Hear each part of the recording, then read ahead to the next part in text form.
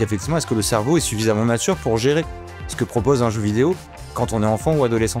Les adultes, ils rage quittent aussi sur les jeux vidéo. Il suffit de regarder les mecs devant un match de foot. La gestion de la frustration, c'est pas que chez les adolescents. Les liens sociaux, l'amusement, les réflexes, les apprentissages, se détendre. Sans exception, tous les jeunes en tout cas ont dit que ça leur apportait des choses positives. Je prends des notes. Je suis là, je construis une cabane, je ramasse une arme, hop, je suis mort. Voilà, c'est fini. Avec ma vieille Wii, je suis le daron relou, donc nous on joue à la Cerebral Academy. C'est Tetris avec 520 millions de ventes l'année dernière. Et pourtant, si je puis me permettre, ça casse pas des briques. Fallait la faire, fallait.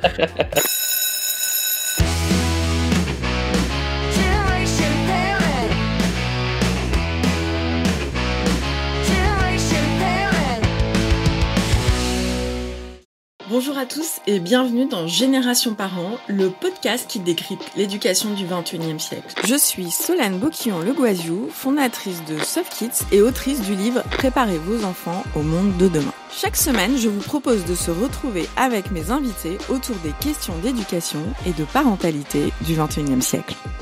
Cette semaine, mes co-invités réguliers, Mika, le Jedi du gaming, notre game designer expert de la diversité et de l'inclusion dans les jeux vidéo. Salut Mika.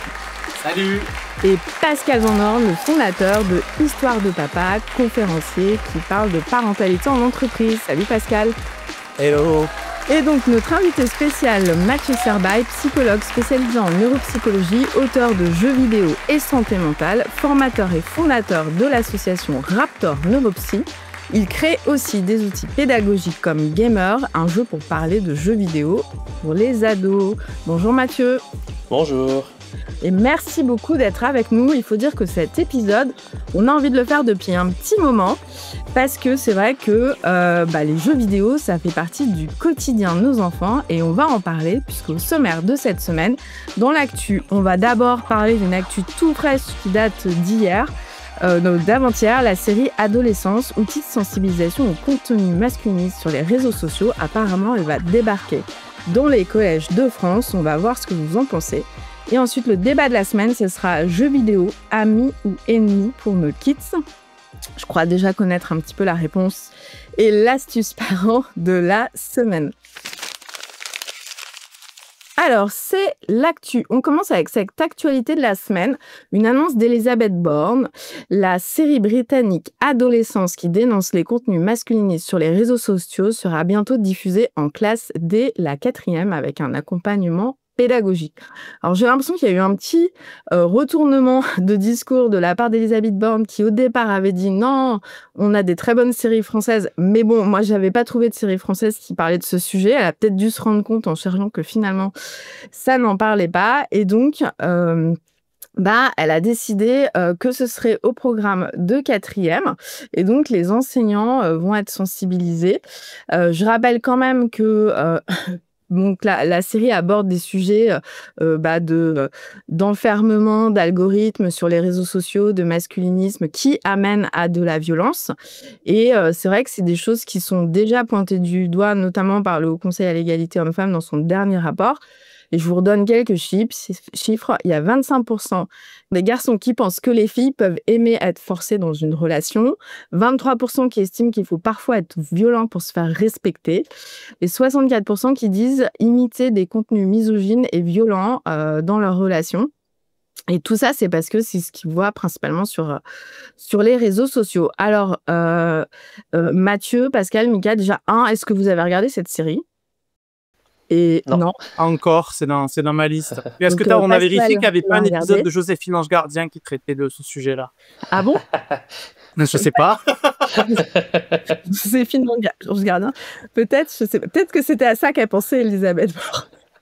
Elle a dit il y a des très bonnes séries françaises. On n'est pas obligé. Alors, les Anglais, le Premier ministre anglais avait déjà annoncé que côté Angleterre, eux, ils allaient le mettre dans toutes les classes. Mais alors, c'est vrai que la série... moi, je sais que je l'ai regardée avec mon fils de 5e et c'est clair que déjà, c'est pas une série, je pense que les ados, ils doivent regarder tout seuls. Il faut absolument un accompagnement parce que il y a des choses qui sont... il y a différentes grilles de lecture et je pense que si la grille de lecture, elle n'est pas expliquée, ça peut être compliqué pour certains enfants. Je sais pas, Pascal, toi qui l'as vu, qu'est-ce que t'en penses? Ouais. Et moi, je l'ai vu, j'ai fait comme toi, je l'ai vu avec mon neveu de 17 ans, parce que moi, mes enfants, ils ont 8 ans et demi. Mais donc j'allais dire, ils sont un peu petits pour... Ouais, voilà, mes enfants sont trop petits, mais je l'ai vu effectivement avec mon neveu qui a 17 ans, et je te rejoins sur la nécessité d'avoir une double grille de lecture, de pas les regarder seuls. Et en fait, ça s'explique, c'est qu'effectivement, on le sait, ils sont nos ados, beaucoup, on va pas faire généralité, mais beaucoup d'entre eux abreuvés par des contenus masculinistes ou autres sur les réseaux sociaux, et donc du coup, tout ça, ça biaise complètement leur regard sur ces sujets-là. C'est-à-dire qu'en fait, ils ont un filtre qui est pas le même que le nôtre. Ils regardent pas du tout les choses, mais du coup la série de la même façon. Et effectivement, moi pour l'avoir vu avec mon neveu 17 ans, quand on était stop à la fin de chaque épisode et qu'on en parlait, ouais, le niveau de lecture était pas du tout le même, le niveau d'analyse et de perception était pas du tout la même chose. Donc il y a clairement un besoin, je pense effectivement, de décrypter cette série avec nos ados. Donc je trouve que c'est une très bonne initiative qu'elle soit observée au collège. J'ai envie de dire si et seulement si les enseignants sont aussi accompagnés sur le sujet, parce que c'est un peu leur envoyer une patate chaude, je trouve, qui est pas si évidente que ça. Donc j'imagine bien qu'on va, bon, j'imagine bien, j'en sais rien, je crois en tous les cas, j'espère qu'on va pas juste leur envoyer le lien Netflix pour dire go, maintenant vous le diffusez, mais qu'on va leur préparer peut-être un petit kit d'accompagnement à nos profs de collège pour qu'ils puissent eux-mêmes décrypter la série et pouvoir répondre aussi aux questions des ados. Je pense que sinon, ça va être compliqué, quoi. Mathieu, t'en as entendu parler de la série. Est-ce que déjà, tu as connaissance de pratiques pédagogiques où on a utilisé des films ou des séries à des fins pédagogiques du type violence en ligne, ou c'est une grande première? Alors, pour moi, c'est une grande première. C'est vrai que j'ai une to-do list de séries assez conséquente, comme Mika, j'ai l'impression. Alors, j'en ai entendu parler. C'est vrai qu'elle avait quand même fait pas mal de bruit il y a quelques semaines, ou mois déjà maintenant. Je savais vaguement de quel sujet ça traitait, et effectivement, du coup, de ce qui a été échangé là par vous deux qui l'avez vu, j'en vois tout à fait l'intérêt dans les écoles, puisque entre bulles de filtre, comportements toxiques et propos qui sont très problématiques, si on peut aller décortiquer ça avec des ados, ça me paraît être une bonne idée, effectivement, avec je vais pas trop faire redite, hein, mais voilà, la nécessité que les profs, on leur donne pas juste ça sans les accompagner et leur permettre de le faire sereinement, on va dire. Ouais, parce que je vois déjà les profs qui se retrouvent à parler des émojis sexuels avec les élèves. Enfin, le truc, c'est que je pense que tous les profs sont pas forcément à l'aise d'avoir ces discussions avec les élèves, quoi.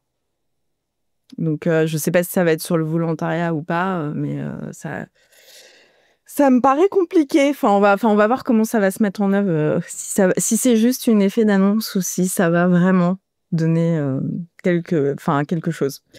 Donc bon, à suivre. On essaiera de trouver un enseignant qui puisse témoigner. Je sais pas, à la rentrée, ça pourrait être sympa, Ouais, qui a dû le faire, qui a reçu les éléments et qui pourra nous dire comment ça se passe. Bon, allez, on va passer au débat de la semaine. Alors, jeux vidéo, amis ou ennemis de nos kids, on entend tout sur les jeux vidéo, c'est un peu tout, hein. J'ai envie de dire, il faut choisir le menu, comme tout ce qui concerne les écrans. Mais alors là, je vais faire un peu ma Mika, parce qu'à chaque épisode où Mika intervient, normalement, c'est Mika qui nous explique l'industrie du jeu vidéo. Et là, en fait, Mika, je vais faire ma Mika, et donc je vais rappeler quand même quelques chiffres. Donc, les jeux vidéo en France, c'est 38,3 millions de joueurs, soit 7 Français sur 10. Donc, c'est quand même énorme. En fait, il va y avoir que le troisième âge qui joue pas aux jeux vidéo. En France, la moyenne d'âge d'un joueur est de 39 ans. Donc, en fait, c'est pas que, j'ai envie de dire, les parents sont autant accros que les enfants. 51% des joueurs français sont des hommes et 49% sont des femmes. C'est pareil, on pense souvent qu'il n'y a que les hommes qui jouent, mais en fait, c'est plutôt que les femmes, elles jouent sur les jeux vidéo mobiles et les hommes, ils jouent plus sur PC et console. Et en 2023, The Legend of Zelda est le jeu le plus vendu, avec 58 millions de ventes dans l'Hexagone. Enfin, c'est un peu énorme, ça. Hein. Et en janvier 2024, les joueurs français passaient en moyenne 5h52 par semaine à jouer aux jeux vidéo. Et 75% des joueurs jouent au moins une fois par semaine. Donc, c'est quelque chose qui est quand même, j'ai envie de dire, ancré dans les habitudes des Français, un peu comme quand on regarde la télé, on joue à un jeu vidéo. C'est vraiment une pratique qui est vraiment importante en France. Et puis après, et là, on rentrera peut-être un petit peu plus, parce que moi, j'aimerais bien, dans cet épisode, qu'on essaie d'expliquer de manière pédagogique les bienfaits et les méfaits, s'il y en a, des jeux vidéo, mais aussi pour les parents de un peu comprendre tous ces jeux vidéo. Qu'est-ce qu'il y a derrière les jeux vidéo, parce qu'il y a différentes sortes de jeux et je pense que la plupart des parents sont largués. Et par exemple, donc j'ai trouvé des stats qu'on mettra à l'écran là sur les formats de jeux vidéo. Et donc, alors moi, je sais que mon fils aîné, il joue à des Battle Royale. Et j'ai découvert les Battle Royale, ce que c'était. Moi, quand j'étais jeune, je jouais à Zelda, à Sonic, c'est tout, quoi. Je faisais pas le... Mais en fait, le format le plus populaire, c'est les shooters. Donc, la moitié des jeux vidéo, c'est des shooters. Alors déjà, c'est quoi des shooters ? C'est les FPS, c'est les Call of Duty, ces types de jeux-là, quoi. C'est les jeux. C'est des jeux vus première personne avec un pistolet, généralement Voilà. des jeux de guerre. Après, tu peux avoir des jeux de SF et dans l'espace ou des trucs comme ça, mais généralement, c'est un jeu Donc, dès qu'il y a une arme. De quoi ? Dès qu'il y a une arme, c'est un jeu de shooter. Il y a plusieurs codes, parce que tu peux avoir un jeu d'action comme Uncharted avec une arme aussi. C'est vraiment la vue première personne avec des confrontations entre joueurs et effectivement avec des armes. Donc, voilà, c'est ce qu'on appelle généralement les FPS, First Person Shooter.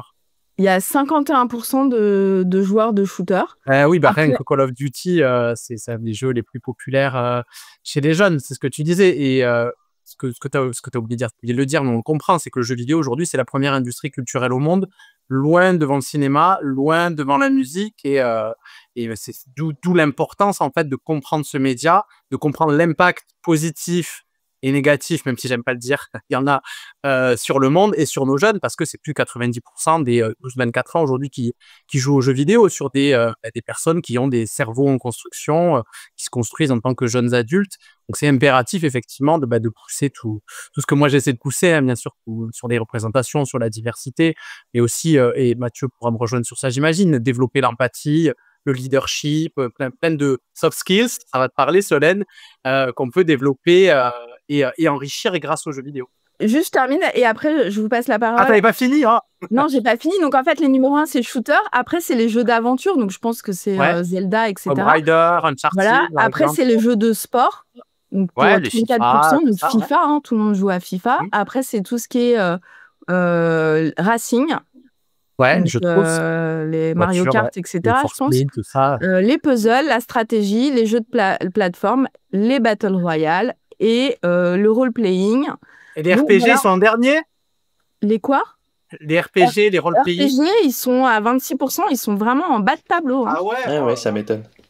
Donc voilà, donc déjà, vos enfants, ils jouent à plusieurs types de jeux, donc c'est bien de savoir à quel type de jeu ils jouent. Et puis maintenant, Mathieu, je vais te demander un petit peu, parce que on a souvent une ambivalence, parce que en tant que parent, on a joué quand on était jeune, et je pense qu'on a des très bons souvenirs quand on a joué, et puis souvent à l'âge adulte, on continue de jouer. Mais il y a depuis cette année là cette récurrence où on va nous parler d'addiction, de violence, de la violence dans les jeux qui arriverait après dans la vie réelle, ou de mauvaises rencontres en ligne. Et pourtant, je pense qu'il y a un certain nombre d'études qui montrent qu'il y a plein de côtés positifs. Donc, est-ce que tu peux nous aider un petit peu à faire le tri entre le vrai et le faux? Bon, la question, c'est par quoi je commence, parce que c'est vrai que c'est un sujet qui va être assez large. Moi, j'aimerais bien rebondir sur ce que tu disais, juste où tu disais les gens qui maintenant sont parents ont joué quand ils étaient plus jeunes. En fait, j'ai l'impression que chez les personnes qui sont parents aujourd'hui mais qui ont joué plus jeunes, le regard est vraiment pas du tout le même. En termes d'idées reçues, de préjugés sur le jeu vidéo, d'imagination autour des impacts négatifs que ça aurait, de l'aspect addiction, tout ça. Les gens que je connais, les témoignages que je peux lire de ci, de là sur des personnes qui elles-mêmes jouent et transmettent ça à leurs enfants, on est sur une approche beaucoup plus positive et c'est des personnes qui voient déjà par leur propre expérience comment les jeux ont pu aider à développer plein de choses, y compris avec leurs enfants. Du coup, la relation parent-enfant, comment je vais partager un média, comme tu disais en regardant la télé, ou je sais pas, on parlait de cinéma. Enfin, ça reste un divertissement qui permet aussi d'avoir quelque chose de relationnel au-delà de je vais apprendre l'empathie, le leadership et tout ça, ce qui est très vrai. Je vais aussi pouvoir développer les relations sociales avec les personnes avec qui je joue, donc que ce soit les parents avec leurs enfants, que ce soit avec mes potes, que ce soit quand je vais chez le cousin, la cousine. C'est quelque chose de très social au même titre que des jeux de société. Et pour rebondir aussi rapidement, parce qu'après je vais l'oublier, on parlait du jeu vidéo comme la plus grande industrie culturelle. Moi j'aime bien rappeler aussi que c'est considéré comme un art par beaucoup de monde, y compris par le ministère de la Culture chez nous depuis une vingtaine d'années, c'est 2006 si je ne dis pas de bêtises. Donc on voit quand même qu'il y a un changement dans le regard qu'on a sur le jeu vidéo, mais on entend encore malheureusement beaucoup d'idées reçues.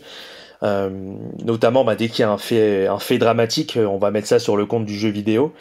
C'est vrai que la violence n'existait pas avant Pong en 1972. Là, je suis un peu caricatural là, mais en termes de bienfaits, on va être sur quelque chose de vraiment très très large. Il y a ces aspects addiction qui peuvent exister pour une petite minorité de personnes, et encore que c'est encore débattu au niveau de la communauté scientifique. Mais en termes de bienfaits, ça a déjà été dit au niveau social, l'empathie, le leadership, l'entraide, l'aller vers l'autre, tout ce qui est comportements prosociaux. C'est intéressant aussi de savoir que c'est vrai, y compris dans les jeux violents et compétitifs, notamment si on va jouer en multijoueur, ça a beau être un jeu violent, je vais avoir mes camarades, je vais avoir le travail d'équipe, je vais avoir de la communication. Moi j'avais vu beaucoup de témoignages intéressants, notamment de personnes par exemple avec anxiété sociale ou avec autisme, puisque du coup je parle avec mon regard aussi de neuropsychologue, qui du coup à travers le jeu pouvaient s'entraîner à avoir des compétences sociales finalement, dans un monde protégé, sécurisé, entraîner des comportements qu'on pourra ensuite transférer dans la vraie vie. Ça marche aussi avec certains jeux chez les plus petits. Donc des bénéfices sociaux, des bénéfices aussi au niveau cognitif, tout ce qui est attentionnel. Alors contrairement un peu à l'idée que justement les jeux vidéo viendraient amoindrir notre attention, les études elles mettent plutôt quelque chose de soit un peu mitigé, soit plutôt positif en ce qui concerne ces capacités-là. Donc l'exploration dans l'espace, comment je vais arriver à sélectionner l'information que je veux sélectionner, donc l'attention sélective. Ça va être aussi être capable d'être en alerte. Je pense, on parlait de Battle Royale, de Fortnite, ça va être comment je vais être capable de porter mon attention sur plusieurs choses à la fois, d'être réactif dès qu'il va se passer quelque chose. Donc toutes les capacités un peu là dont on parle beaucoup en neuropsy et dans les troubles de l'attention et ce genre de profil. Tout ce qui est mémoire aussi, on peut avoir des bénéfices, tout ce qui est capacité à s'organiser, à prendre des décisions. Qu'est-ce que j'oublie? Ouais, au niveau cognitif, je pense qu'on est sur ces eaux-là. En tout cas, il y a de plus en plus d'études qui sortent là-dessus. Ouais, mais moi, je le constate, moi j'adore notamment là le mercredi après-midi quand je télétravaille et que mon fils il jouait avec ses copains. Mon aîné, il est en 5e. Il joue en ligne à Minecraft, Fortnite. Et puis là, en ce moment, grâce à Inoxtag, c'est encore un autre jeu. On dit c'est pas un jeu vidéo, mais ils sont tous à fond là sur les échecs. Mais en fait, moi, je me régale d'entendre la collaboration qu'ils ont tous pour dire il y a un tel qui arrive là et il faut qu'on fasse ça. Ou alors une fois j'ai rigolé dans Minecraft, il y a quelqu'un qui leur a proposé de construire un mur pour eux en échange de je ne sais plus combien c'est quoi la monnaie de Minecraft déjà je sais pas, c'est un nom spécial. Et en fait, à un moment, ils étaient en galère parce qu'ils se sont rendus compte que construire ce mur, c'était beaucoup plus long. Et donc, ils essayaient de voir, ils discutaient pour voir comment ils allaient négocier pour revoir le tarif et le temps qu'ils allaient y passer, etc. Et moi, j'étais mort de rire. Et en fait, je me dis, voilà, enfin, ils sont en 5e et ils sont déjà en train de se dire, voilà, j'ai une tâche, on me paye pour. Et puis, finalement, j'y arrive pas. Donc, comment est-ce que je fais pour négocier et tout?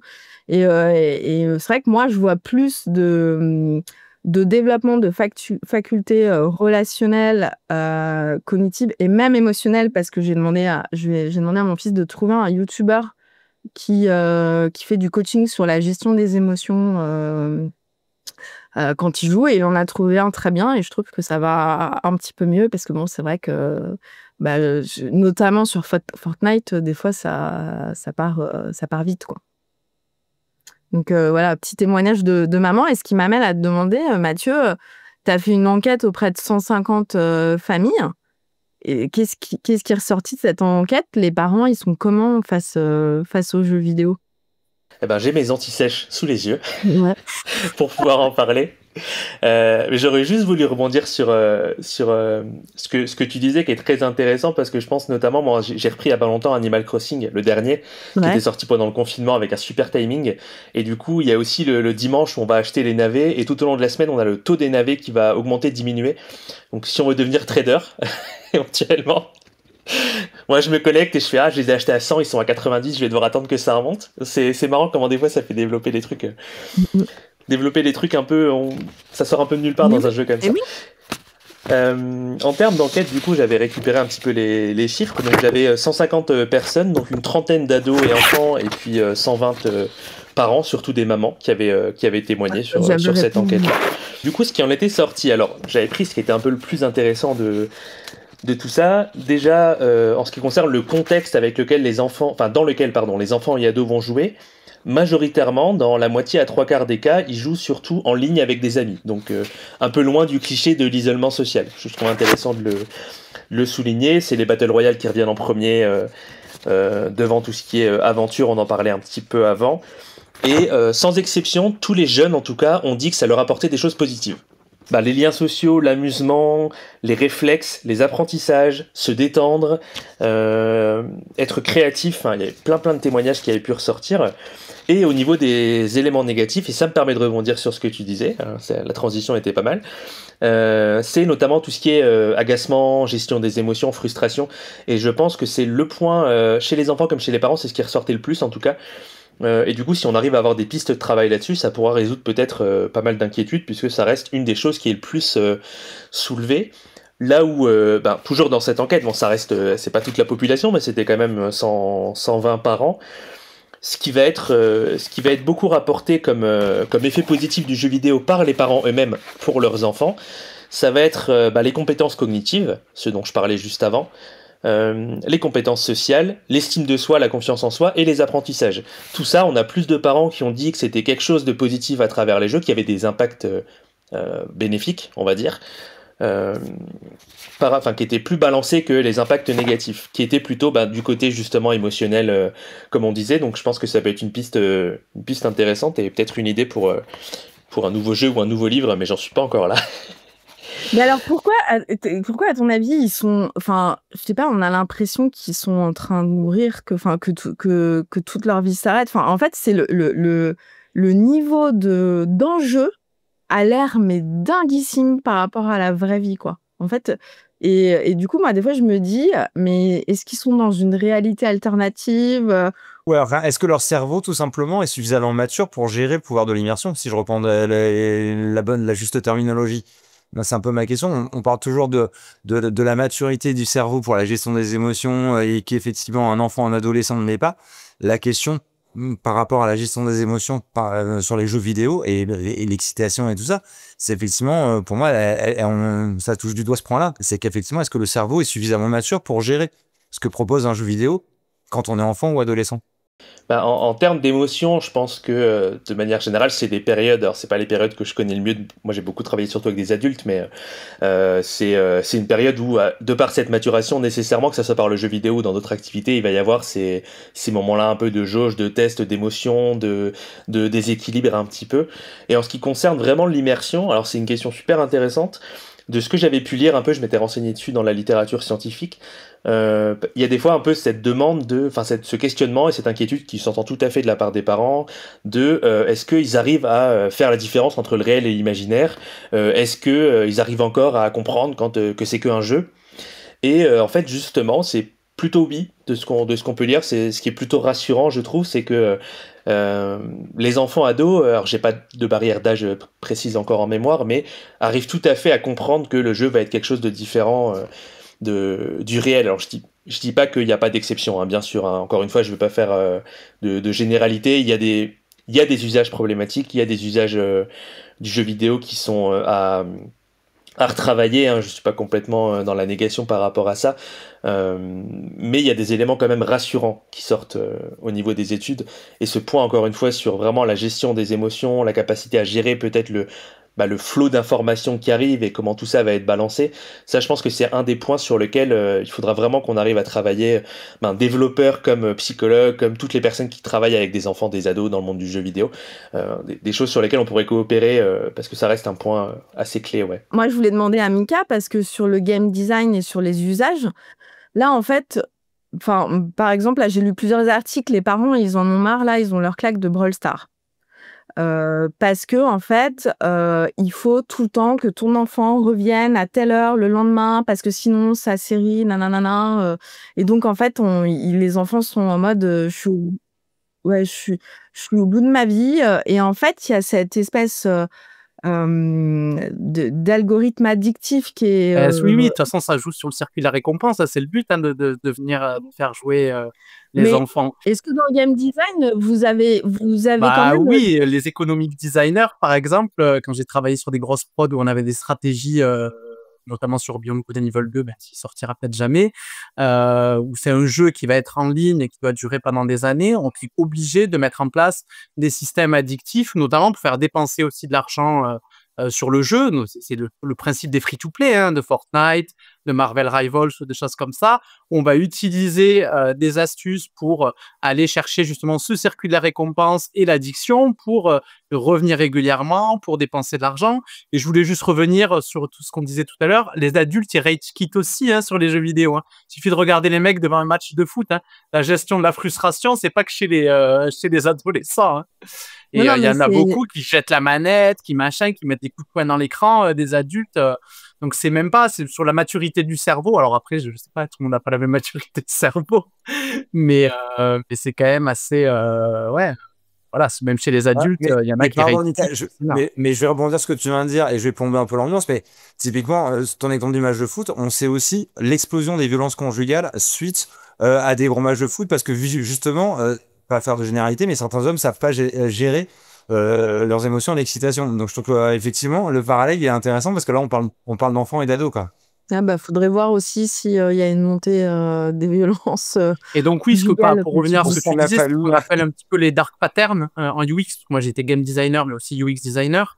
La UX, c'est la user experience, donc designer d'expérience utilisateur, où on va utiliser les neurosciences et les sciences cognitives appliquées au game design, des fois pour des bonnes choses, c'est-à-dire créer des systèmes intuitifs, mais aussi pour jouer sur ces codes-là et sur l'attrait addictif et les circuits de la récompense. Le jeu vidéo, de toute façon, une boucle de gameplay, ça joue sur l'objectif, la récompense.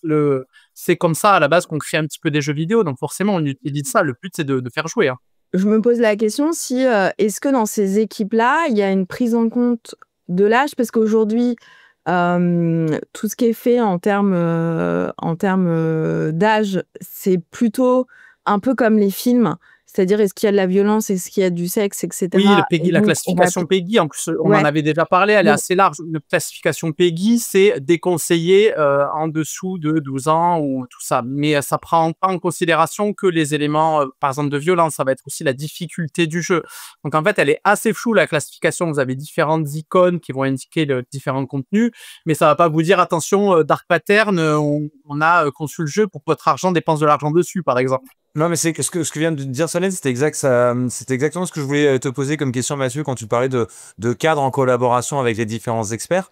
Est-ce qu'il existe où est-ce que ce serait souhaitable selon toi et Mika, parce que voilà, super expert de sujet évidemment, mais des règles comme les 3-6-9 sur les écrans qu'on connaît, est-ce qu'on pourrait créer des règles qui soient applicables spécifiquement, non pas aux écrans mais aux jeux vidéo, tu vois, au-delà de ce que tu viens de nous expliquer, Mika, effectivement que... Je pense complètement, oui, parce que le système PEGI, du coup, il reste quand même très limité, parce que, voilà, Mika, tu disais, voilà, on est sur le contenu, on est vraiment, est-ce qu'il y a des grossièretés, de la violence, du sexe, de la prise de drogue, et donc ça prend pas en compte à quel point le jeu il va être maniable, et surtout tous ces mécanismes qu'il y a derrière. Je pense effectivement que c'est un cadre qui mériterait d'être posé et réfléchi, et souvent quand je regarde un petit peu les études qui se font récemment sur le sujet, il y a toujours à la fin des petites conclusions, recommandations, pistes des perspectives, pardon. Et souvent c'est ça qui revient, il faut améliorer la collaboration entre les différents acteurs, etc., pour avoir un cadre adéquat, parce que le PEGI, même s'il sert un petit peu pour les parents quand même, et qu'on voit des fois qu'il est complètement outrepassé, un gamin de 5 ans qui est sur Fortnite, j'ai encore eu hier un témoignage, quelqu'un qui me disait, mon fils de 6 ans, tous ses camarades ils jouent à Fortnite, je fais ouais, c'est PEGI 12 quand même, normalement c'est pas pour rien, mais voilà, on est limité quand même, et le PEGI ne se suffit de toute façon pas, donc je pense qu'on aurait tout intérêt à aller peut-être plus loin. Et ça, et sur la durée de jeu, moi, ça serait une information dont j'aurais besoin, moi, en tant que parent. Même ça, il y a des jeux, tu peux pas savoir. Sur Fortnite, c'est infini la durée de jeu. Non, pardon, j'ai mal posé. Non, sur la durée préconisée au niveau... de temps de jeu, d'accord. Le temps de jeu, pardon, excuse-moi, oui. Ok, la recommandation de pas plus de temps de... Ouais. Tu vois, par rapport à l'âge, moi, mes enfants, ils ont 8 ans et demi. On a commencé doucettement, tu vois, sur les jeux vidéo, on va dire, il y a 1 an, où j'ai ressorti ma vieille Wii d'il y a 15 ans, qui était au fond d'un carton. Je l'ai ressorti pour... voilà, mais pour jouer avec eux, en mode, un peu ce que t'expliquais, Mathieu, en mode ensemble, et finalement, effectivement, Solène me disait, voilà, c'est pas dans la télé, c'est devant la vieille Wii de papa, quoi. Et voilà. Alors là, ça va mieux, parce qu'ils ont 8 ans et demi, mais au début, j'ai vraiment vu que ce que ça générait chez eux de surexcitation et de pas de trucs très très cool. Et je me suis dit, en fait, j'aurais besoin de savoir, mais en fait, à 7 ans, c'est quoi? C'est 30 minutes? C'est, tu vois, voilà. Je pense qu'il y a plein de parents qui auraient besoin de ces informations-là. Moi, mes jumeaux, ils ont 7 ans et c'est 30 minutes. Ouais. Avec un timer. Avec un timer. Mais le problème, c'est que... dépend le jeu. Ouais. En fait, l'année dernière, les 30 minutes étaient très faciles à tenir parce que c'était du Mario Kart en famille dans le salon, tous ensemble à la télé. Ouais. Et en fait, là, depuis octobre, ils se sont mis à Zelda. Et donc là, c'est plus difficile. Il y a toujours un grappillage de 5-10 minutes parce qu'il me reste des vies et je dois trouver un tel truc, etc. Mais par contre, ce que je trouve sympa et ce que je retrouve, parce que moi, quand je jouais à Zelda avec mes frères, on jouait, je me rappelle, on avait la carte qui était par terre et en fait, on avait chacun trouvé quelles étaient nos meilleures compétences. Et donc, on se filait la console en fonction des compétences de chacun. Et là, je vois, les jumeaux, ils sont en mode... ils jouent à 2 à Zelda et ils essayent de s'entraider. Donc, pour la collaboration, c'est sympa. Mais par contre, je fais pas plus parce que sinon, en fait, tu t'arrêtes jamais. Mais après, c'est là où je pense aussi que, les enfants sont pas tous égaux. Je sais pas, Mathieu, si tu as des infos là-dessus, mais moi, j'ai l'impression qu'il y a des enfants, ils sont plus stimulés, c'est plus difficile pour eux d'arrêter que d'autres. Donc, je pense aussi les parents, ils doivent observer leurs enfants pour voir quel est le niveau je sais pas si on peut parler d'addiction quand on a du mal à s'arrêter à faire quelque chose de nouveau, mais bon. Et puis après, moi, j'ai l'impression aussi que les parents, ils suivent les modes et qui se renseignent pas forcément sur tous les jeux vidéo qui sont disponibles. Et tout le monde va en fait faire les mêmes choses. Et alors oui, parce que, je sais pas, Minecraft ou Brawl Stars, etc., c'est à la mode. Tout le monde fait ça. Alors qu'il y a plein d'autres jeux qui peuvent être très sympas aussi et qui apportent énormément. Je pense à Hollow Knight ou, enfin voilà, qui sont un peu méconnus, quoi. Et on va toujours chercher les mêmes choses parce que, en fait, je trouve, alors là, je vais peut-être être un peu cash, mais je trouve qu'il y a un manque d'effort et de curiosité des parents sur cette partie-là. qui est assez importante en fait.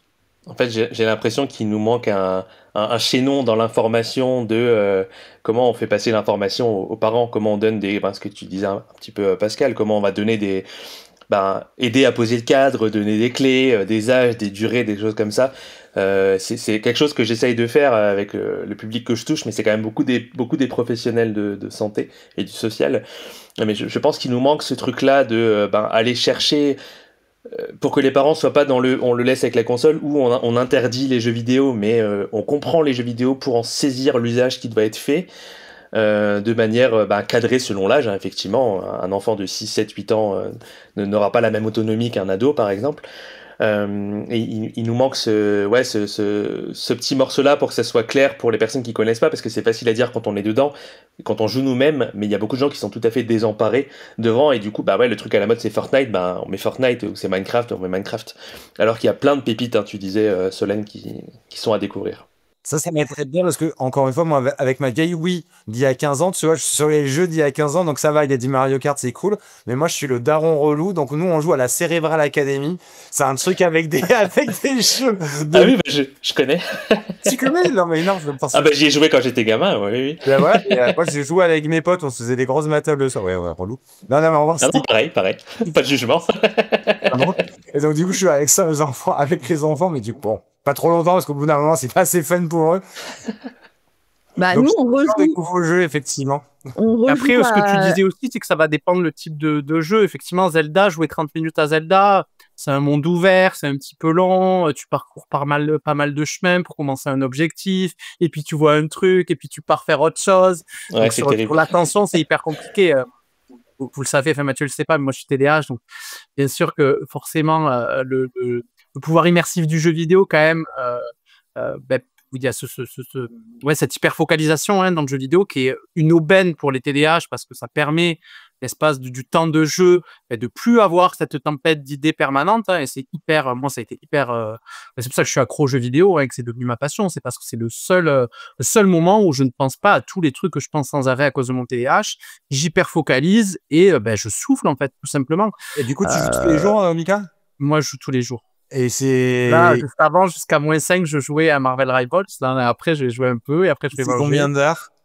Moi, je joue facile minimum 1 heure par jour, tous les jours. C'est mon sas de décompression en fin de journée. Ouais, genre c'est ton sport. 1 heure, 2 heures où je pense pas aux milliards de trucs que je pense habituellement. Ouais, c'est ton sport à toi. Enfin, je sais que tu fais du sport aussi, mais oui, j'ai aussi le sport, l'autre sport qui est aussi bien, mais par contre, c'est le seul truc qui me permet vraiment de calmer la tempête impétueuse permanente de mon TDAH. Et c'est pour ça que c'est hyper intéressant. Et on en parlait vite fait tout à l'heure sur l'attention. Je ne peux pas être plus attentif que quand je joue à un jeu vidéo. Moi, qui suis censé être un inattentif, le jeu vidéo, ça hyper focalise, ça me passionne, ça me stimule. C'est là qu'on voit les profils différents, même quand on parle de TDAH. Par exemple, moi, j'ai un collègue avec qui je travaille depuis plusieurs années qui est concerné du coup par un TDAH, et Zelda, lui, il a dit non, moi je l'ai revendu direct, on me met tout seul sur un monde ouvert, je sais pas ce qu'il faut faire, je suis pas cadré, c'est terminé. Mais je joue pas à Zelda non plus à cause de ça, parce que je sais pas, il y a trop de trucs à faire et je sais pas quoi faire. Voilà, pareil. Alors on parlait de jeux Fortnite, je ne peux pas par contre. Là, c'est des surinformations pour moi. Je suis là, je construis une cabane, ah non, je cours, ah non, je ramasse une arme, hop, je suis mort. Ouais, c'est fini. Il y a aussi, il y a des jeux comme ça où les Smash Bros, où il y a trop d'informations d'un point de vue cognitif. Moi, c'est trop pour moi. Par contre, effectivement, les RPG, les jeux d'exploration, on a le temps ou tout ça, il y a des trucs très C'était quoi comme exemple en RPG? Il y a quoi comme jeu en RPG? Zelda pour les jeunes, parce qu'après, c'est assez complexe, mais après, c'est tout ce qui est Skyrim, Oblivion, The Witcher, Dragon Age, Mass Effect, Fallout, tout ça, moi, c'est mes jeux favoris. Et Clair Obscur surtout, depuis peu, un Clair Obscur jeu français, éditeur montpelliérain en plus, qui est en train de révolutionner l'univers du RPG, là. Et même Macron est revenu sur ses discours de les jeux vidéo créent la violence, parce que maintenant, comme le jeu explose à l'international, maintenant le jeu vidéo, c'est bien. Mais je trouve les RPG, moi, très intéressants. Après, je joue à plein d'autres trucs aussi, mais...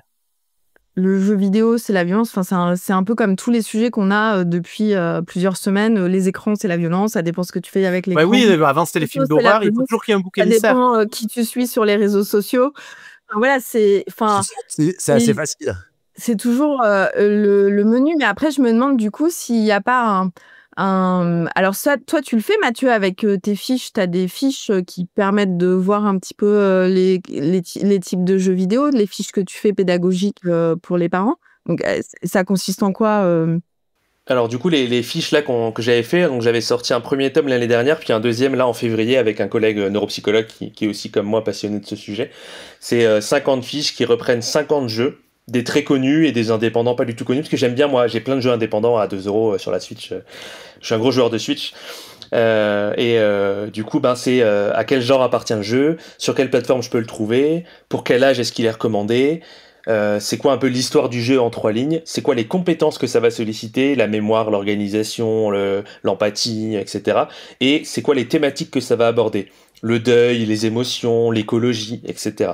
Donc le but, c'est vraiment de donner soit des clés aux professionnels qui vont l'utiliser dans les thérapies, par exemple, qui veulent se lancer avec le jeu vidéo, c'est surtout des psychologues qui me les prennent, et en tant que parent, de se dire, il y a ce jeu-là, tiens, qui parle de telle émotion ou de telle compétence, et moi j'ai envie de travailler ça avec mon enfant, et du coup qui va pouvoir aller sélectionner un jeu adapté, quoi. Voilà, et qui sera en dehors de ce qu'on connaît tous. Et je regardais là, j'ai trouvé le top 10 des jeux les plus vendus au monde. Donc le numéro 1, c'est Tetris, quand même. Encore aujourd'hui Et je vous invite, si vous ne l'avez pas vu, à regarder le film sur l'histoire de Tetris. Ah oui, je l'ai pas vu, ouais. Ouais, je l'ai pas vu non plus. Dans ma liste aussi. Bien. Les autres Non, séries. mais très très bien. Donc, je vous fais juste le pitch vite fait. En fait, Tetris a été fondé par un Russe et c'est un Américain qui a été acheté les droits en période de guerre froide. Donc, c'était un peu compliqué. Mais le film est vraiment très très bien à voir. Donc, c'est Tetris avec 520 millions de ventes l'année dernière. Et pourtant, Ah ouais, donc encore. et pourtant si je puis me permettre, ça casse pas des briques. Bah, c'est vrai, c'est vrai. Fallait la faire, fallait la faire. Ensuite, c'est Call of Duty, 425 millions. Après, Pokémon, attrapez-les tous, 485 millions. Alors après, le 4, je connais pas. Grand Theft Auto. Ah, c'est GTA. Un Theft Auto, ouais. Ah, GTA, moi, j'entends GTA, donc ok. Je connais GTA, mais je ne connais pas le... Et voilà. 440 millions. Super Mario, 424. Le genre. Ok. FIFA, 325 millions. Minecraft, 300 millions. Lego. Je pensais pas que... Ok. Ouais, toutes les 203 licences millions. Lego. Et une franchise énorme, ouais. Ouais, je savais pas qu'ils étaient aussi bons sur les jeux vidéo. Assassin's Creed, 200 millions. Et The Sims, 200 millions. Et les Sims, la base. Et alors, c'est rigolo parce que tu as tous les styles de jeu. Ah ouais. Tu as du shooter, tu as du RPG, tu as du platformer, De du l'aventure, jeu d'aventure. Ouais.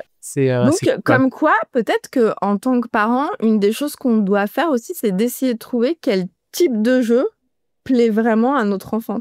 Et souvent, ça peut être très large, hein. Ça peut être vraiment plein de types de jeux différents. On est rarement fermé dans un seul. Eh ben, voilà, bon, je pense que c'est passionnant, tout ça. Il faut vraiment, là, j'ai envie de dire, juste pour clôturer ce débat, c'est que non, les jeux, c'est pas mauvais, etc. Ça dépend ce qu'on en fait. Que ça va apporter plein de compétences humaines, cognitives, attention, mémoire, planification que vos enfants vont développer. En plus, s'ils jouent en ligne avec leurs copains. Alors par contre, je précise, s'ils jouent en ligne, faites bien attention qu'ils soient sur des serveurs sécurisés avec leurs copains et pas avec la terre entière. Ça, c'est le back-office. Il faut aussi s'en occuper en tant que parent. Si je puis me permettre, c'est clairement une des limites aussi, hein. C'est vrai, tout ce qui est... c'est comme les réseaux sociaux, pour le coup, c'est pas du tout spécifique aux jeux vidéo, mais le côté manque de modération, accès à tout le monde, ce qui peut être très problématique. Je sais qu'il y a des... je crois que c'est sur Switch, je vais pas dire de bêtises, où du coup on peut mettre dans le contrôle parental le fait de pas pouvoir accéder à des inconnus, par exemple, des choses comme ça, pour protéger justement les enfants, ça reste important. Moi, il y a un mois, j'entends une voix, aussi jouer, et je me dis, mais c'est quoi cette voix d'homme et tout Pas du tout flippant. Je me dis, c'est pas possible, là, parce que normalement, il joue sur un serveur sécurisé avec ses copains, et en fait, c'est l'un de ses copains qui a la voix qui a mué. Excellent. Je me dis, d'accord, ok. Ah oui, ça a changé. Voilà. S'il joue sur des serveurs sécurisés, regardez bien. Et là-dessus, je vous invite à aller sur le site d'Internet Sans Crainte, où vous avez plein d'explications pour comment sécuriser les serveurs et tout quand vos enfants ils jouent en ligne, et faire attention qu'ils ne soient pas avec des inconnus. Et puis, essayer de mettre un cadre, savoir un petit peu quel est le temps que vous vous accordez, etc. Et ce qui va nous amener à notre rubrique au secours.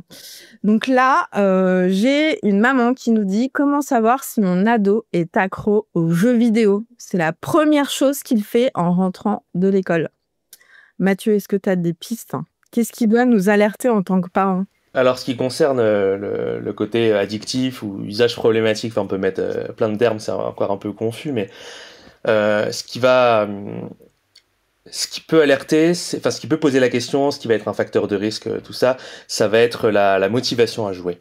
De ce que disent les études vraiment des dernières années, et de personnes qui creusent un peu la question de l'addiction aux jeux vidéo, ça va être pourquoi est-ce que je joue. Donc c'est pas tant le fait de passer du temps qui est facteur de risque, c'est plutôt, par exemple, je joue tout le temps pour m'échapper du quotidien. Moi, je le fais, je vais rentrer du boulot, je vais faire une partie Fortnite, ça m'arrive de temps en temps. Ça va être un petit sas, comme tu disais, Mika. Je le fais que tout à l'heure, j'ai pas encore vérifié le prix des navets sur Animal Crossing, je vais y aller. Du coup, de manière, j'utilise pas tout le temps le jeu pour ça, et j'utilise pour ça avec parcimonie, et aussi pour plein d'autres raisons, pour m'amuser, pour être avec d'autres personnes et tout ça. Quand on utilise le jeu uniquement pour fuir, ça peut être synonyme qu'il y a d'autres choses peut-être à creuser. Le jeu vidéo va pas être forcément une cause, mais plutôt l'arbre qui cache la forêt. Je sais pas si j'ai la bonne expression, mais vraiment où, sans vouloir alerter non plus, alarmer des parents, parce que ça veut pas dire qu'il y a forcément des choses terribles qui se passent, bien sûr, mais ça peut être le moment de renouer le dialogue, si on se pose la question de est-ce qu'il se passe pas des choses à l'école, est-ce qu'il n'y a pas un vécu, on parlait de cyberharcèlement, de choses comme ça, est-ce qu'il n'y a pas un vécu de harcèlement, est-ce qu'il n'y a pas des choses qui se passent mal, est-ce qu'il n'y a pas des troubles psychiques ou du neurodéveloppement, est-ce qu'il n'y a pas une rupture sentimentale, est-ce qu'il n'y a pas quelque chose qui a changé dans le quotidien, enfin d'autres choses qui veulent dire que le jeu vidéo c'est peut-être un moyen d'échapper à tout ça, mais c'est pas l'enfermement dans le jeu, qui est plus une réponse à quelque chose, vous voyez. C'est plus dans le sens. J'ai entendu dire que si, en fait, quand on leur demandait de venir manger, ils venaient plus manger et qu'ils s'alimentaient plus, là, c'était warning. Surtout s'il y a un changement brutal de comportement. Parce que c'est aussi des fois compliqué de différencier. Moi, je travaille beaucoup avec tout ce qui est schizophrénie et l'émergence précoce de ces troubles-là qui arrivent dans l'adolescence. Et on dit toujours c'est compliqué de faire la part des choses entre le trouble psychique et la crise d'ado. C'est un peu pareil pour l'usage du jeu vidéo, c'est-à-dire est-ce que c'est un usage qui devient problématique ou est-ce que juste c'est un ado? Et dans l'opposition et dans la séparation avec les parents et tout ce qu'on connaît de l'ado qui date de bien avant le jeu vidéo. Donc, ce qui va être important, ça paraît hyper bateau de le dire, mais c'est le dialogue. Pourquoi tu joues? Qu'est-ce que ça te fait? Est-ce que en tant que parent, je peux aussi essayer de m'immerger dans la pratique de l'enfant et de le placer en tant qu'expert? Ça peut être super intéressant. Ça veut pas dire que je vais jouer à Fortnite avec mon ado, hein. Ça veut dire que je vais peut-être essayer de comprendre son univers. Ça peut être une porte d'entrée aussi pour renouer la relation et donc peut-être comprendre s'il y a des choses qui vont pas. Ça peut être sans que ça soit forcé non plus, sans se forcer non plus soi-même en tant que parent, ni être intrusif par rapport à l'enfant. Donc c'est une balance qui est toujours compliquée, j'en suis conscient, même si je n'ai pas d'ado. Comment dire, ouais, c'est ça, c'est essayer de creuser. Qu'est-ce qu'il peut y avoir derrière la volonté de jouer? Avant, tu venais toujours manger. Qu'est-ce qui fait que? Est-ce que c'est parce qu'il a découvert un nouveau jeu? Est-ce que c'est parce qu'il y a quelque chose qui va pas? Ou est-ce que toujours ça a été le comportement depuis qu'il est ado et donc c'est pas qu'une question de jeu? J'aime bien répondre ça et en même temps c'est une réponse un peu chiante et passe-partout, mais ça dépend du profil, ça dépend de la personne. Il y a tellement de choses qui peuvent rentrer en jeu que c'est difficile de dire que telle pratique est problématique, tel temps de jeu est problématique, telle façon de jouer est problématique, telle opposition de l'enfant ou de l'ado est problématique. Ça va dépendre de tout ce qui gravite autour de lui. Voilà, je sais que c'est un peu Moi, j'ai bateau. passé mon adolescence enfermé dans ma chambre à jouer aux jeux vidéo au lieu d'aller dehors alors qu'en plein été, qu'il faisait soleil. Est-ce que je suis équilibré du coup? Absolument pas. Donc, inquiétez-vous. Non, mais j'avais presque envie de dire, et est-ce que c'est grave d'être accro aux jeux vidéo? Parce que personnellement, je me considère comme accro aux jeux vidéo. Après, je vais faire la part des choses. Je vais pas ne pas aller à un apéro avec des potes. Bon, ça, c'est parce que je suis alcoolique. Mais non, non, je vais pas m'empêcher. Ma vie sociale va passer en priorité que de rester enfermé là à jouer à la console. Mais il y a quand même une forme d'addiction dans le sens où je sens que là, en fin de journée, je vais en avoir besoin. Si j'ai pas le temps, je vais être un petit peu ronchon. Donc, ouais, il y a... Et puis, effectivement, moi, ça s'est développé à l'adolescence. Mais oui, j'étais un ado, j'étais mal dans ma peau. Je vivais dans une famille compliquée. Donc, à l'époque, si on s'était posé la question, peut-être que mes parents seraient inquiétés en se disant notre enfant, au secours, notre enfant est accro aux jeux vidéo. La question, elle va être là aussi, je rebondis sur ce que tu dis. Là, tu dis par exemple, je vais pas pour autant louper forcément une occasion sociale. En fait, le côté de l'addiction, que ça soit pour le jeu ou l'addiction au sport ou toutes les addictions comportementales qu'on peut avoir, la question c'est est-ce que ça a des répercussions fonctionnelles? Est-ce que dans le quotidien, ça vient balayer toutes les autres activités? Moi, des fois, il va y avoir des journées, en ce moment j'ai moins le temps, hein, mais des journées où je peux jouer, mais je sais pas, un week-end où j'ai rien à faire depuis longtemps, je vais jouer peut-être 4 ou 5 heures, ça peut m'arriver. Pour autant, le soir, je vais aller dans la famille ou la veille, j'ai été manger avec un tel ou le lendemain. À quel moment ça va bousculer les autres occupations? Un ado qui joue beaucoup mais qui vient toujours quand il y a un repas, ou qui vient toujours une fois de temps en temps au cinéma avec les parents, ou qui sort toujours avec les potes de temps en temps, ou qui joue mais en socialisant avec ses potes, ça vient pas du tout être problématique de la même manière que s'il y a un délaissement de tout ce qu'il y a autour. Et dans ce cas-là, peut-être qu'il y a des choses à creuser, des professionnels à rencontrer, etc. Ou alors tout simplement, et là, il faudra faire un autre épisode, parce que moi, je me suis vachement intéressée à l'e-sport. Et j'ai regardé le docu, je crois que c'est sur Canal, en 6 épisodes sur les championnats du monde d'e-sport de Call of Duty. Et tu vas devenir une spécialiste du jeu vidéo, Solène, tu vas plus avoir besoin de moi. En fait, c'est parce que, tu vois, moi, j'ai 3 garçons, ils jouent, mon mari aussi, il joue. Et en fait, je m'intéresse à ce qu'ils font, quoi. Je veux juste comprendre. Justement, tu veux garder la connexion sociale avec eux par rapport à leur passion, quoi. Voilà, et quand mon fils, il me dit, ouais, l'e-sport, c'est trop bien. En plus, nous, on a un gros club d'e-sport à côté de chez nous. Donc, je vais regarder avec lui parce que je veux qu'il voit un petit peu, voilà, c'est du sport de haut niveau, au même titre qu'un autre truc, ça demande des sacrifices. Et j'avais commencé à m'intéresser à ça parce que j'avais regardé le docu de Squeezie avec mon fils aîné, et le dernier épisode est consacré à son écurie d'e-sport. Et donc, du coup, après, j'ai regardé cet autre truc. Et c'est vrai que là, par exemple, dans les championnats du monde de Call of Duty, il y a un jeune, là, il a 17 ans. Donc, je pense qu'il a eu son bac, il a arrêté. Donc, il a eu son bac et il a direct signé pour une des meilleures écuries du monde. Il fait ça comme job à plein temps, mais alors, faut voir la discipline, quoi. Là, il y avait les championnats du monde à Lyon. On voit, il se couche à 21h tous les soirs, il fait du sport, il a un coach mental, enfin... Tu vois, et c'est vrai que les parents, parce que je pense pour arriver à ce niveau-là, il a dû beaucoup, beaucoup, beaucoup jouer. Et les parents, ils ont dû à un moment se dire, non, mais là, il est complètement addict, quoi. Et en fait, je pense qu'il a trouvé sa zone de génie, quoi. Oui, c'est ça. C'est un peu comme moi, je connais peu l'e-sport, mais je m'étais un peu renseigné pour mon bouquin.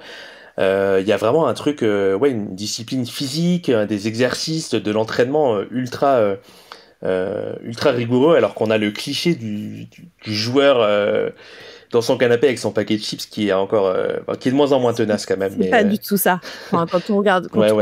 Ça demande quelque chose de et puis il y a énormément de pression parce qu'il y a énormément d'argent en jeu, plus que dans le sport. Donc il y a une pression mentale. C'est clair. Je ferai un épisode. J'essaierai de faire un épisode là-dessus. Après, c'est pareil que pour le foot, tout le monde ne devient pas Mbappé, quoi. Mais... Ah bah oui. Mais il y a des gens qui arrivent à être professionnalisés dans l'e-sport et c'est un combat. Mais c'est vrai que c'est marrant parce qu'on aurait un enfant qui passe des heures à jouer au foot ou au tennis. Je pense qu'on se poserait pas la même question. Ou au piano. Versus le jeu vidéo. Tu vois, je trouve que la comparaison que tu as faite, Solène, elle est juste parce qu'en fait, c'est marrant comment il y a un prisme quand même sur le jeu vidéo qui est complètement différent. Oui, j'ai eu une discussion il y a pas longtemps avec Academia qui fait les petits virtuoses où en fait ils ont un concours pour tous ceux qui font des activités extrascolaires, art, danse, musique, sport, enfin voilà tout. Et je leur disais mais vous allez peut-être avoir l'e-sport. Et du coup, on a eu cette discussion en débat pendant la soirée sur est-ce que l'e-sport, c'est pareil que le sport. Et en fait, moi, je leur disais, regardez les documentaires parce que c'est vraiment pareil. Et ça va rentrer au JO, là. Il y a des JO d'e-sport l'année prochaine ou 2027, je sais plus. D'un point de vue cognitif, c'est incroyable. En fraction de seconde, les décisions qu'ils font prendre. Moi, je joue pas mal à Overwatch, la Marvel Rivals, c'est Overwatch, mais l'univers Marvel. Il faut que tu prennes une décision d'une fraction de seconde. Quand un ennemi déclenche son ultime, tu as plusieurs possibilités. Si tu fais pas la bonne action, tu meurs. Enfin, au niveau de la réactivité du cerveau, c'est incroyable hein, sur les gens en ligne. Et maintenant, on va passer à notre quiz parents pas largués. On a 2 spécialistes avec nous, Pascal. Donc, je pense. Non, mais moi, c'est parents largués là sur les jeux vidéo là. Ciao là. Donc, Mathieu, à chaque fois, on termine par un petit quiz pour qu'en fait les parents puissent briller devant leurs enfants par tout leur savoir. Je prends des notes. Voilà. Voyez ce soir. Alors, mais moi, dès que, par exemple, si je dis à mes fils, alors, quel jeu de Battle Royale vous préférez? Mais juste de dire Battle Royale, j'ai des yeux comme ça, quoi. Genre, c'est ce truc, quoi. Donc, je commence avec la question numéro 1. Quel jeu en ligne de type Battle Royale reste un incontournable chez les collégiens, tous genres confondus? A. Call of Duty. B. Minecraft. Non, mais il y a des... Pardon. QCM. Fortnite. TDH, moi je... Ou D. Roblox. Minecraft, attends. Call of Duty, Minecraft, Fortnite ou Roblox? Ah, Fortnite. Eh oui, c'est Fortnite. Oui. Donc avec ses parties courtes, ses danses, ses skins, son univers en perpétuelle évolution, Fortnite reste un succès transversal chez les collégiens malgré une baisse chez certains plus âgés. Il combine compétition, socialisation et culture pop. Alors après, quel jeu est particulièrement apprécié des collégiens pour sa créativité, la personnalisation de personnages et la création d'univers? A. Apex Legends. B. Roblox. C. Clash of Clans. Ou D. FIFA. Roblox? Ouais, c'est ça, Roblox. Attends, juste là, Mika. Moi, tout à l'heure, on avait fait un petit code. Quand tu te grattes l'oreille, j'étais censé donner la réponse ou je sais pas quoi. Non, désolé, j'ai oublié. Non, là, c'est chacun pour soi maintenant. Ouais, chacun pour soi. Putain. Ah ouais, super l'esprit de collaboration, nanana, des vidéos, que tout ça. Donc, Roblox offre une liberté totale. Les joueurs peuvent inventer des jeux, explorer des mondes conçus par d'autres ou simplement personnaliser leur avatar. L'approche esthétique et narrative séduit fortement les collégiens. Mais par contre, il y a eu, pareil, ça a été un petit peu décrié, Roblox. J'ai vu plusieurs articles ces dernières semaines sur le côté addictif et surtout le côté, t'es tout le temps en train de dépenser de l'argent, quoi. Parce que tu dois tout le temps acheter des Roblox ou des Blox. Je sais plus comment ça s'appelle. Moi, je connais très peu, hein, j'ai jamais joué. Pareil, j'ai jamais eu la l'occasion. monnaie. Et du coup, il y a pas mal de parents qui disent que, enfin voilà, ça va de passer au portefeuille tout le temps là, c'est un peu. Mais c'est, je sais pas si tu sais, c'est de l'argent qu'il faut dépenser pour arriver à gagner, ou parce que par exemple dans Fortnite, tu peux acheter des skins, des trucs comme ça avec les V-Bucks, mais moi, j'ai jamais rien acheté. C'est pour continuer à avancer. Oui, voilà, alors que dans Fortnite, c'est vraiment juste pour l'apparence. Hein. Moi, j'ai jamais payé et j'ai fait plusieurs top 1 sans devoir ce qui est décrié, c'est ce qu'on appelle les systèmes pay to win. C'est-à-dire c'est des systèmes que tu es obligé de payer pour continuer à progresser dans le jeu. Ça, c'est ce qui peut être problématique, effectivement. Comme les jeux gacha. Question 3. Quel jeu de construction est un classique intergénérationnel apprécié autant par les collégiens que par leurs parents? A. Lego Worlds. B. Minecraft. C. Zelda. D. Among Us. Ah non. Tetris, ça. Minecraft alors. Ouais, Minecraft qui favorise la créativité, la gestion de ressources et l'exploration libre. Son aspect éducatif est même utilisé en classe. Il reste extrêmement populaire aussi bien chez les garçons que chez les filles, notamment pour son mode coopératif. Pour la créativité, c'est génial. Ouais. C'est clair, il y a une version Minecraft éducation, je crois, que tu disais, qui peut être utilisée en classe. Ils ont vraiment été chercher le truc. C'est vrai qu'on n'en a pas trop parlé durant notre discussion, mais tout ce qui est estime de soi, créativité, pareil, en termes de jeu, il y a de quoi faire aussi. Vous avez été voir le film?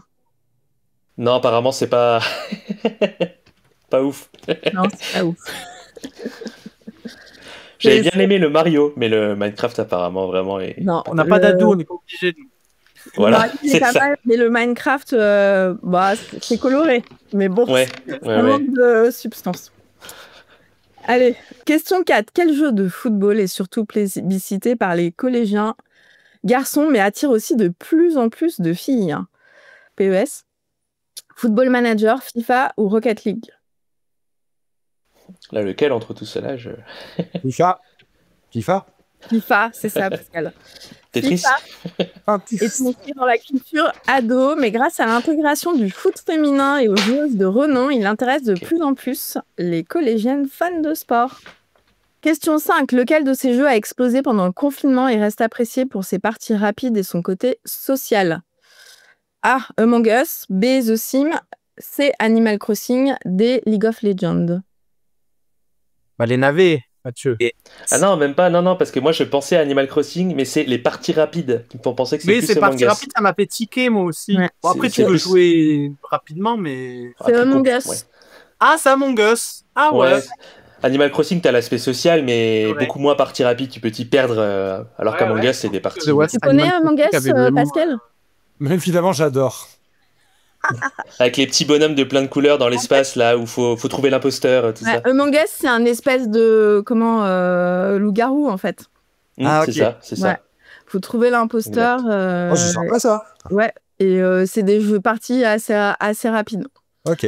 Et donc c'est bien ça. Il a conquis les collégiens. Il est encore joué dans les pauses, en ligne, en local. Il est apprécié pour son format très court.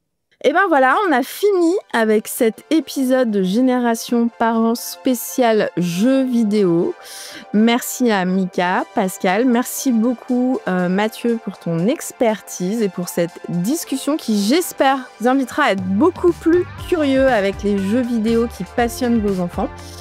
N'oubliez pas de vous abonner, de nous laisser un commentaire, de mettre 5 étoiles et on vous dit à la semaine prochaine où on va parler du sport. Nous espérons que cette discussion vous a donné des pistes pour accompagner vos enfants face aux défis du XXIe siècle. Un grand merci à nos invités. N'oubliez pas de vous abonner à notre chaîne YouTube ou de laisser des commentaires sur vos applications de podcast. Et enfin, je vous dis à la semaine prochaine pour un épisode plein de nouvelles idées pour décoder l'éducation du XXIe siècle. Merci.